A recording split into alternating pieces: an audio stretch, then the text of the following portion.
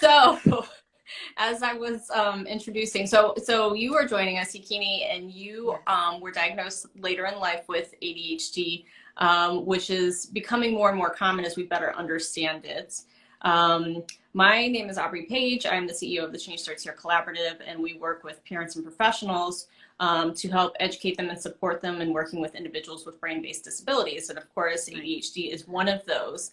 I Nice. started out in the realm of FASD, so fetal alcohol spectrum disorder is incredibly common, almost as common as ADHD actually. It's 2.5 times as common as autism, and the symptoms look very similar. So we still have the hyperactivity, the distractibility, and all of that, but Okay. it's and even more serious executive functioning symptoms, interestingly. Mhm.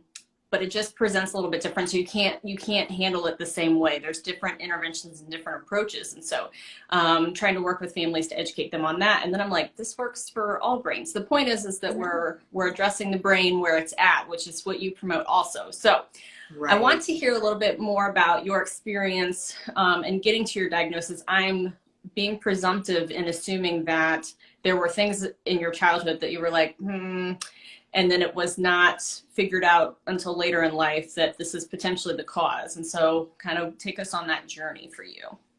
Sure. So, in my childhood, first of all, I never heard of ADHD. So, when I look back after, and it's actually not after my diagnosis, it's after my children got diagnosed. Well, actually, when my first child got diagnosed, I started to look back and say, this is probably why I was experiencing some struggles in X. For example, I used to fall asleep in class. I used to get in trouble for talking a lot. I used to be very active, and there was just so many things. Like I used to have to reread a text like 50 times just to get it right. So there were just certain things that were tied to ADHD, but I didn't realize it until I started really researching it around my children. And Yeah. so it was really interesting because my son was diagnosed first, and then probably about, well, actually I discovered it with my daughter. My daughter was 4 years old. She was getting into trouble, actually got kicked out of a couple daycares, and I mean, she was very rambunctious and just had a lot of energy, and I just didn't understand why. So I took her into a therapist who recommended me to a psychologist, and the psychologist shared with me that it's a possibility, but he just didn't want to diagnose her that young. And then so he said, if she has the symptoms, bring her back later. And then soon after that, my son started to show similar signs. And I was just telling somebody a story yesterday that, I mean, it got so bad that they were showing similarities, that my children were going to Montessori school. They were in opposite rooms on purpose because they would always, they're like 2 weeks apart when I taught in like, they have the same sign, Yeah. and they would just have this, they both have like an A personality, right? So they just Yeah. did not, they would always like compete. So they put them Yeah. in two separate rooms. I walked in because I forgot their lunch, and they both were sitting in the office. I mean, that was just like, because they both had gotten into trouble. Been there. And it was just like, whoa, wait a minute, and it wasn't like they caused each other trouble. They got into trouble and both were sitting in the office. So long story short, I just saw a lot of similarities in myself in them. And Mm-hmm. so last year, being 45 years old, I decided, you know what? I hear it's genetic. Let me go ahead and get the testing done. And so I did. And due to COVID, I did it through online service. And then I verified it with their psychologist. I'm like, okay, I just want to make sure this is really what it says. And he says, yeah, it says that you're ADHD. So I didn't get a specific type, but I was also diagnosed with a comorbidity with depression and anxiety. So I have ADHD with depression and anxiety. So that's just how it came about. But to your point, I flashed back and I'm like, oh, that's why. Yeah. And, Yeah. some people have different emotions when they get diagnosed. For me, it was just like, it was almost like a deep breath for me, right? I don't Yeah. look back and say, man, I mean, I do look back and say, I wish I knew, but it Right. doesn't make me upset. It just makes me Mhm. feel like, wow, there was really a legitimate reason why I was going through the struggles I was going through. And it makes me just feel so much better today.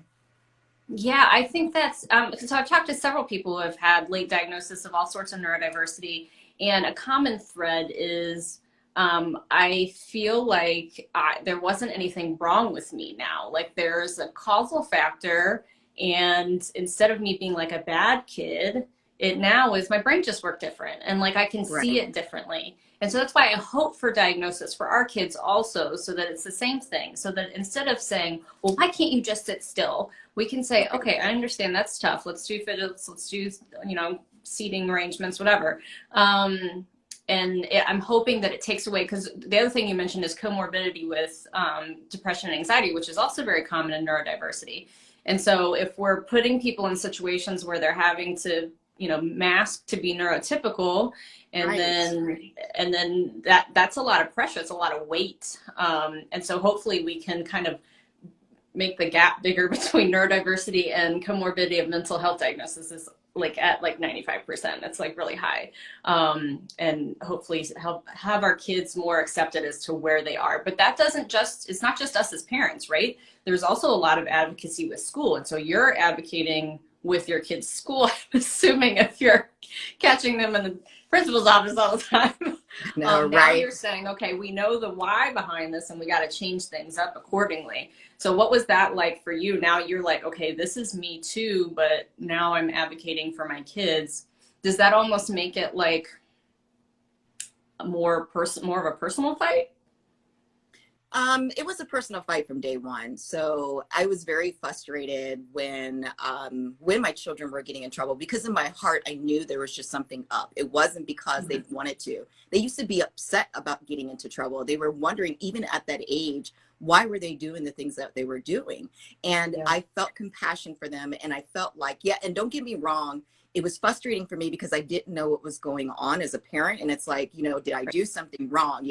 And especially when you have two children that are getting into trouble, it was just really overwhelming for me. But at the same time, in my gut, I knew I was doing the right thing. So why were they getting into trouble? And so I decided to look for a school system that could handle their energy, that wouldn't put them in this box, because that was also what I felt. So even before I knew about ADHD, I still felt my children were really smart. I mean, they were having conversations early, so I just thought really good things about them. I just felt that if they were met where they are, and that's why I started with the Yeah. Montessori school, I felt if somebody met them where they are, they could just really groom them and get their, have their personality blossom. And Right. so I looked for that school that could handle children who were not, who were put in that box everywhere else. And so when I changed school systems, my daughter started to, and it's kind of interesting because she started to be how I was growing up. So she's doing well in school, but I could tell that she still struggles with certain things, right? And so I could tell, that's why I said I could still tell. So she started to calm down. So she wasn't, I mean, she's still fidgety, but she wasn't as hyper as she was when she was little. And so that's why my son got so much attention, because he really started to show Yeah. all of the hyperactivity, and started to get really angry, and started to get into trouble quite a bit, and was destructive. And long story short, we were able to figure out, so I took him in to get that diagnosis, and having that diagnosis on top of getting him an IEP, putting him in a very structured plan, has made a huge difference in the world. And having that community. So having the right people who are willing to work with him and get him to where he needs to be. I mean, his confidence is so much better. He's always been doing good in terms of academic wise, but he is able to express his feelings. So instead of getting angry, he's able to talk through it. Having that interventionist has really helped him talk through. So every morning he goes and sees her before he starts his class. So it's really, I don't know if you've heard of the zones of regulations. I actually did a video on it. Yeah. And basically what she does is that he comes in and says exactly what zone he feels like he's in. And they go through certain exercises. And if he's out of the green zone, they try to get him back to the green zone. And it prepares him for school. So all of these things together has really helped him get to where he needs to be. And then at the same time, because my daughter was recently diagnosed, I'm trying to figure out how I can help her on the, because she's diagnosed with the inattentive side, is just really help her at home and then possibly at school to get her also where she needs to be, whether it, because she gets distracted very easily. So I'm just trying to figure out a way for her to find steps to get her on the more focused side, right? So, so anyway, so yeah, so the advocating is so important. I mean, you have to be on the front line and really talk to the teachers, talk to the school, talk to the principal. If you have a psychologist, talk to them. You have to be the one to have those conversations because sometimes they don't come to you.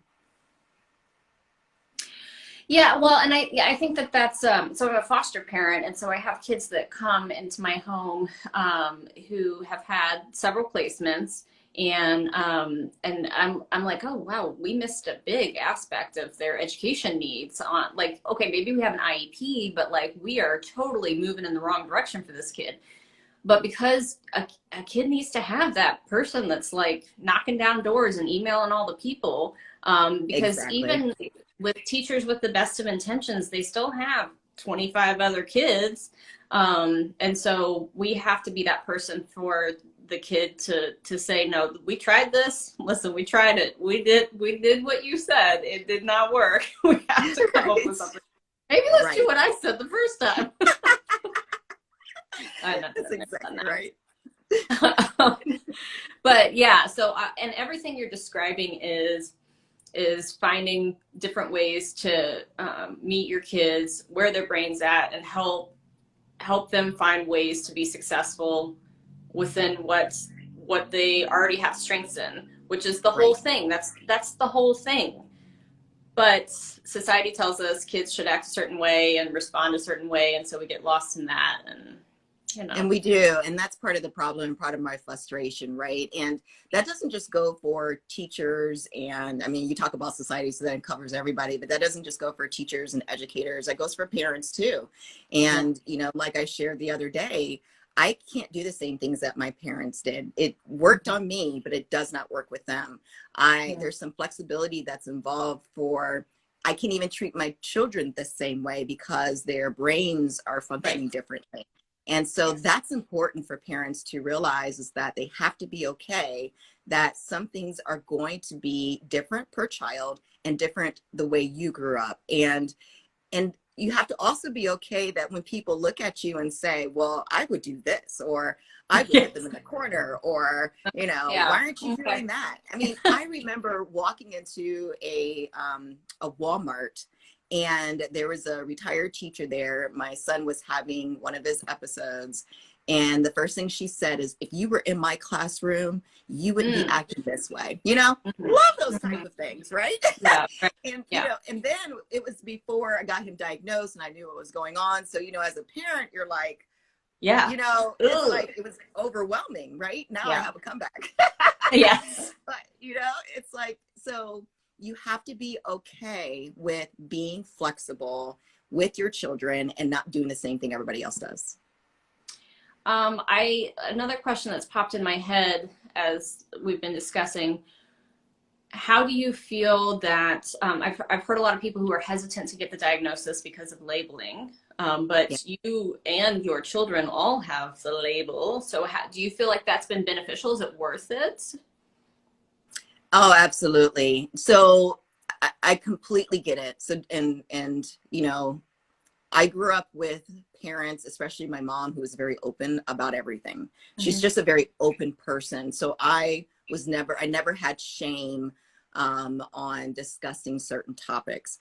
And so when ADHD came around and I knew my children were going to get diagnosed, I don't think twice about it, even telling friends, family, whether they believe it or not. And as a matter of fact, because I am just so matter of fact about it, I rarely get people that say, whatever, that's just, you know, that's not real, you know. And because I'm matter of fact, this is what's going on with them. These are the things that you need to do if you're going to be watching my children. These are things that you need to try. Yes, every once in a while I get it, but for the most part, I don't, because I think it's important to understand where your child is so you know what strategies to put in place. If you don't have and I know people think of it as a label, but if you don't have this label, then you don't know how to help your child, right?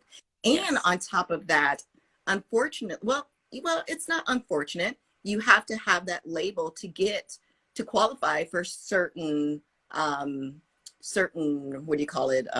Services or support. Services. Yeah. Exactly, right?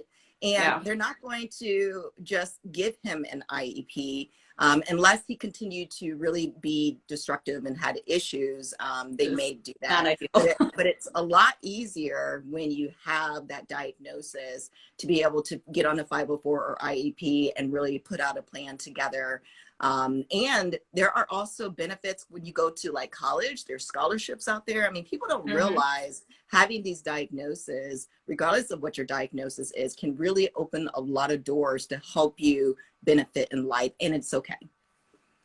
Yeah, and I think that the issue is with the stigma with the disability, not the disability. Like the label is not the issue. The issue is the stigma with the label. And so if we continue to say, no, no, no, don't get your child diagnosed because they'll have the label, then we ourselves are stigmatizing the label.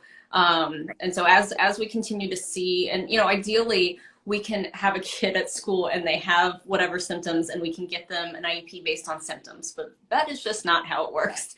And so the diagnosis is almost saying like, yes, Mom, we've seen everything that you're telling us, and we do find it legitimate. So now we're going to stamp you as approved, and this really is a thing.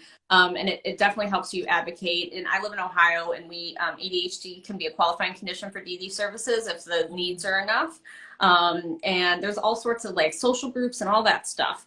And so the label to me is totally worth it. I understand people's hesitancy, but I see so many people who are into adulthood and get diagnosed, or you know, late teens. We foster a lot of teens, and they've had all this lost time where there could have been interventions, but we were scared to put a label on whatever. And so I just hope that we can remove the stigma and start meeting kids where they're at, and not be worried about those kinds of things. But you know, I don't know, it's a dream. Well, no, and so I actually think about, so you're in Ohio, I'm in Ohio too, and there's Are you really? Yeah, I am. Did I'm I in know the that? Cleveland area. I don't know. That's so funny. So there is a camp called Camp New Hop, and I don't know if you've heard of Camp New Hop, but it's going towards Columbus. And every summer they take in children that have certain types of diagnosis. And you really can't get in. The only reason at the time my daughter was able to get in, she didn't have her diagnosis yet, was because my son had his diagnosis. So, and I told him they come in pairs. They have to. Yeah. You take one, you take the other, right? Yeah. And so, but they wouldn't have been able to get into that camp if it wasn't for that. And it's such a fulfilling place. And I'm not a promoter of New Hub. What I'm just saying is there are just so many benefits by having the diagnosis, and it opens up other doors to get them in certain things. So yeah, so I think it's a positive thing. But I completely get those people who are going through others who are telling them that they are being ridiculous, or it's in their head, or whatever, you're just wanting attention. I get that, because there are people like that who will tell you those types of things, and that's where the shame, and you start to internalize those things, but also realize the benefits of having the diagnosis too. We posted a graphic earlier this week talking about the disparities in diagnosis for both girls and boys, and then also different racial groups. And I was talking to someone else about, we're talking to somebody else about autism next week, and how often we see symptoms and we think behaviors, which is categorically, that's for all kids. But it's even easier to make that leap when that kid is not white. And so I think that if we hesitate and we say, I'm just going to parent this out of this kid, then we may be leaving a gap almost where we then have a child that's being blamed for behaviors that are actually symptoms that don't have accommodations. And it could be like really dangerous, and we could have even bigger schooling gaps than we already do have. So yes. Exactly. Yeah, and it's really interesting because obviously, I mean, people know, I mean, especially during 2020, people have come to realize that there are a lot of gaps, especially with those who are not white, and you know, especially African Americans. You see the disparities in terms of diagnosis, healthcare, etc.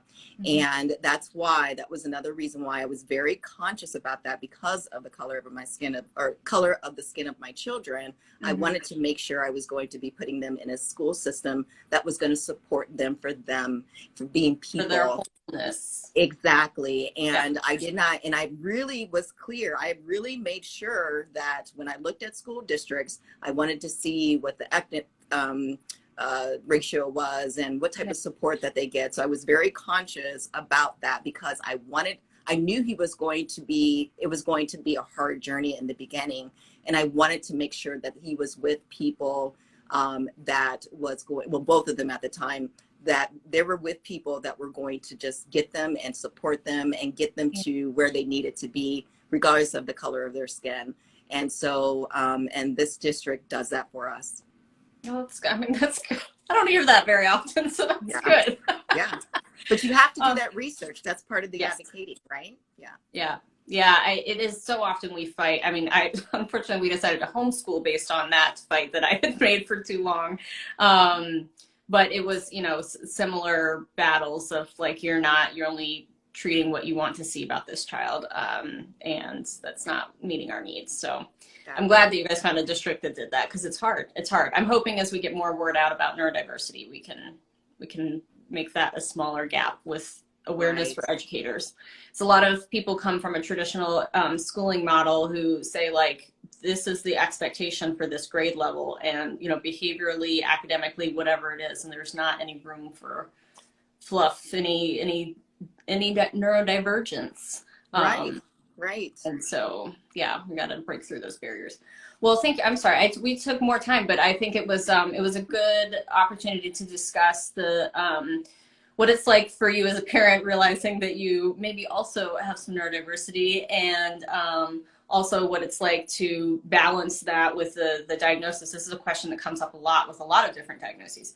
And then also what it's like, more specifically, as a Black mother, Black children, who's trying to advocate for them to be seen for their whole self and not to be judged on, you know, one meltdown in the grocery store does not define who my child is. So, well, now that we're neighbors, I live in Cincinnati. I knew.